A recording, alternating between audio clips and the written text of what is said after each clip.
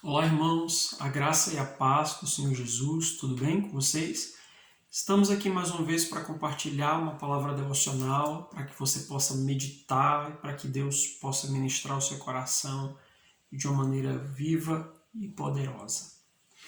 O texto, na realidade, nós vamos passar por alguns textos importantes para a compreensão do que eu quero compartilhar com vocês, mas o texto base está em Filipenses, capítulo 3, a partir do verso 12.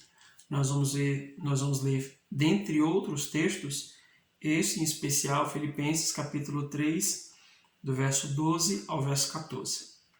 Diz assim o texto: Não que eu o tenha já recebido ou tenha já obtido a perfeição, mas prossigo para conquistar aquilo para o que também fui conquistado por Cristo Jesus. Irmãos, quanto a mim, não julgo havê-lo alcançado, mas uma coisa faço, esquecendo-me das coisas que para trás fica e avançando para as que diante de mim estão, prossigo para o alvo, para o prêmio da soberana vocação de Deus em Cristo Jesus. Amados, a carta de Paulo aos Filipenses, assim como todas as outras cartas, contém algumas verdades poderosas para as nossas vidas, e esse texto em especial tem me confrontado bastante esses dias, principalmente sobre o que Paulo está dizendo. Eu prossigo para conquistar aquilo para o que também fui conquistado por Cristo Jesus. Ou seja, existe uma razão específica para a qual ou pela qual nós somos conquistados por Jesus. E essa conquista nós precisamos ter, e Paulo chama de soberana vocação de Deus em Cristo Jesus. E eu fiquei me questionando bastante sobre o que seria essa soberana vocação, qual deve ser o nosso alvo, quando Paulo diz: eu prossigo para o alvo, para o prêmio da soberana vocação. E que chamado é esse que somente em alcançá-lo já é um prêmio? Que chamado é esse? Que vocação é essa que nós estamos sendo convocados a alcançá-la, e só em alcançá-la nós já estaremos no sentido premiados por isso? E se nós lermos e meditarmos a esse respeito, nós vamos perceber que essa soberana vocação é a razão pela qual nós somos conquistados por Deus. De modo que somente por meio dela nós poderemos glorificar ao Senhor Jesus.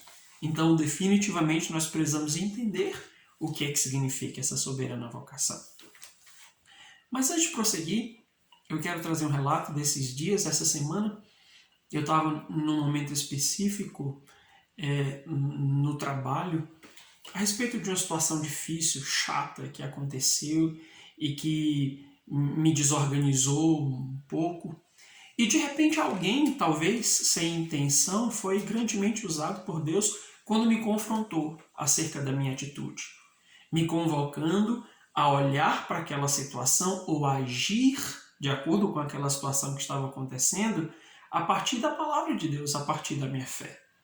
A pessoa, sem perceber, ou talvez intencionalmente, me disse: opa, você está agindo errado. A palavra de Deus diz de uma maneira diferente.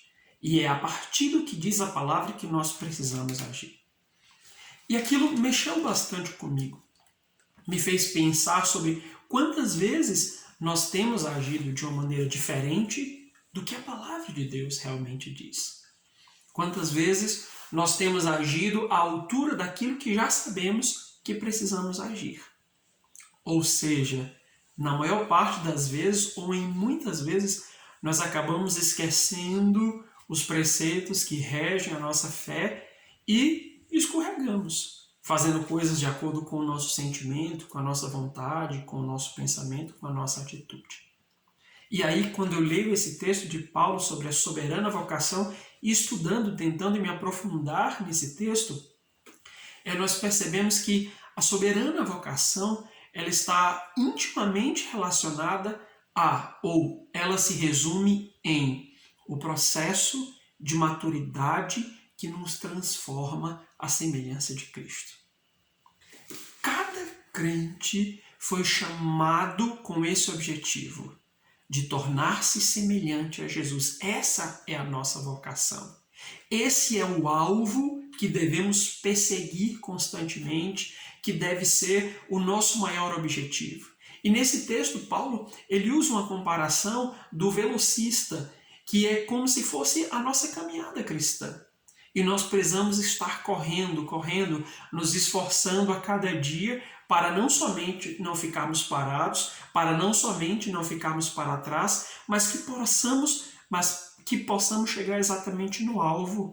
E esse alvo é ser semelhante a Jesus, ser semelhante a Cristo, fazer aquilo que ele fez e aquilo que ele faz, agir do modo como ele age e do modo como ele inspira o nosso coração. Então, quando falamos dessa vocação, quando Paulo está atentando para isso, ele está nos convocando a lembrar que o nosso maior alvo, o nosso maior prêmio, a obsessão do nosso coração precisa ser semelhante a Jesus. E muitas vezes nós esquecemos completamente disso. Nós nos preocupamos com tantas coisas e acabamos esquecendo da razão pela qual nós fomos conquistados. Paulo começa esse texto que eu li dizendo isso, não é? Prossigo para conquistar aquilo para o qual eu fui conquistado por Cristo Jesus. Então, se há uma conquista a respeito da qual precisamos nos empenhar constantemente, é a conquista de sermos a cada dia menos parecido com nós mesmos, menos parecido com o velho homem e mais semelhantes a Jesus na nossa conduta.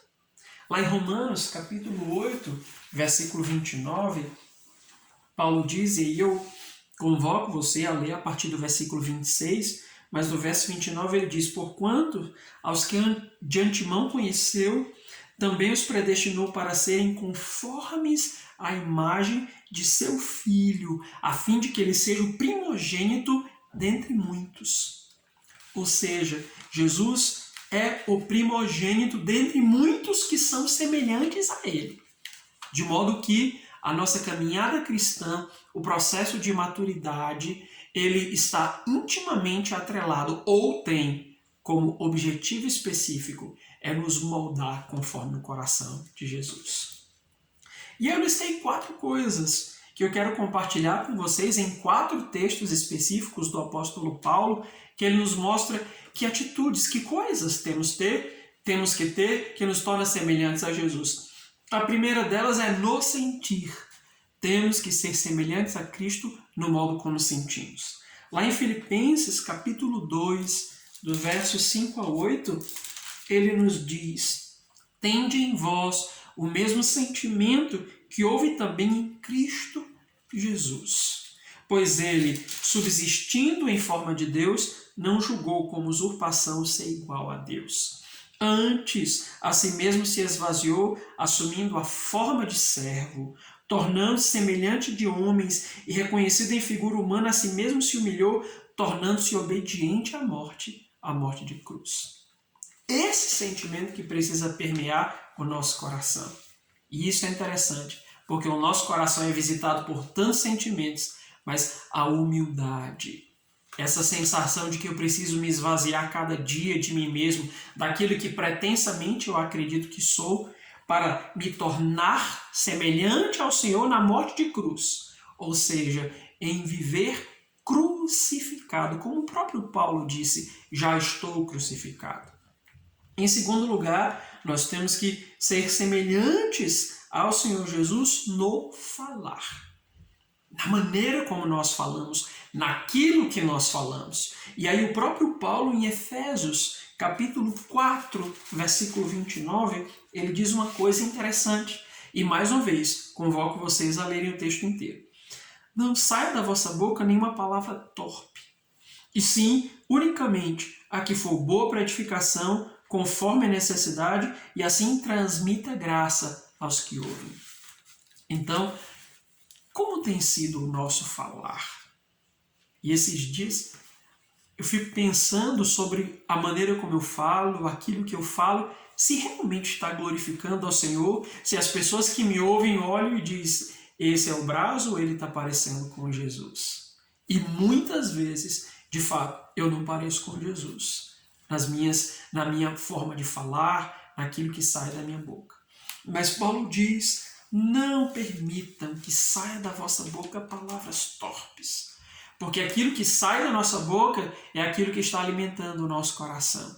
De maneira que Jesus, ele sempre foi incisivo nas suas palavras, ele sempre foi sábio naquilo que ele disse, mas as suas palavras serviam para edificar, para abençoar e para transformar o coração das pessoas à sua volta. Em terceiro lugar, temos que ser semelhantes ao Senhor Jesus no pensar, naquilo que pensamos, naquilo que ocupa a nossa mente. E mais uma vez, temos um texto de Paulo nos especificando o que é que precisa estar ocupando a nossa mente. E esse texto está lá em Filipenses, capítulo 4, versículo de número 8, e eu quero fazer questão de ler com você. Finalmente, irmãos, tudo que é verdadeiro, tudo que é respeitável, tudo que é justo, tudo que é puro, tudo que é amável, tudo que é de boa fama, se há alguma virtude e se há algum louvor, se algum louvor existe, seja isso o que ocupe o vosso pensamento. Percebe o tamanho do nosso desafio? É isso que Paulo chama de soberana vocação. Jamais passou pela mente de Cristo. Inclusive, Paulo diz que nós temos a mente de Cristo.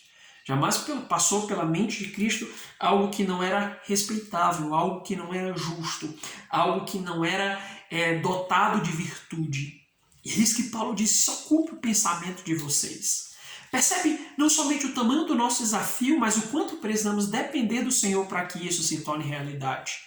Mas é isso que ele diz, eu prossigo, eu estou correndo. Não que eu o tenha alcançado, ele começa dizendo isso, eu não alcancei, eu não sou tudo isso, mas eu estou correndo.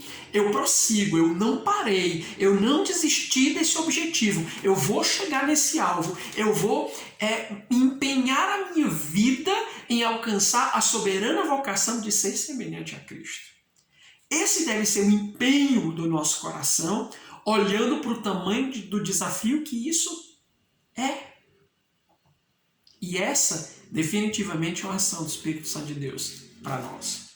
Então, temos que ser semelhantes a Cristo no sentir, no falar, no pensar. E, em último lugar, e não menos importante, no agir. E nesse agir, mais uma vez, nós encontramos um texto de Paulo, lá em Colossenses, capítulo 3, versos 12 ao 17. Eu quero, mais uma vez, ler com você. O texto diz, Colossenses, capítulo 3, verso 12.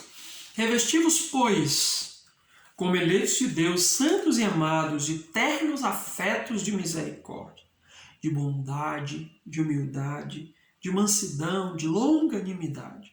Suportai-vos uns aos outros, perdoai mutuamente, caso alguém tenha motivo de queixa contra a outra. Assim como o Senhor vos perdoou, assim também perdoai vós. Acima de tudo isto, porém, esteja o amor, que é o vínculo da perfeição. Seja a paz de Cristo o árbitro em vosso coração, a qual também foste chamados em um só corpo, e sede agradecidos. Habite ricamente em vós a palavra de Cristo, instruí-vos e aconselhai-vos mutuamente em toda sabedoria, louvando a Deus com salmos, hinos e cânticos espirituais, com gratidão em vosso coração, e tudo o que fizerdes, seja em palavra, seja em ação, fazei em nome do Senhor Jesus, dando graças a Deus e Pai. Olha só, então, por toda a Bíblia, nós entendemos ou percebemos que tipo de atitudes, qual deve ser a nossa conduta, qual deve ser a nossa ação. E por essa razão, precisamos aceitar o desafio da soberana vocação de sermos semelhantes a Jesus e prosseguir nesse alvo a fim de que o Senhor possa transformar o nosso coração a cada dia. Amém? Eu quero a cada dia está caminhando nessa direção e acredito que esse é o objetivo do seu coração, porque é o que o Espírito Santo de Deus ministra em nós.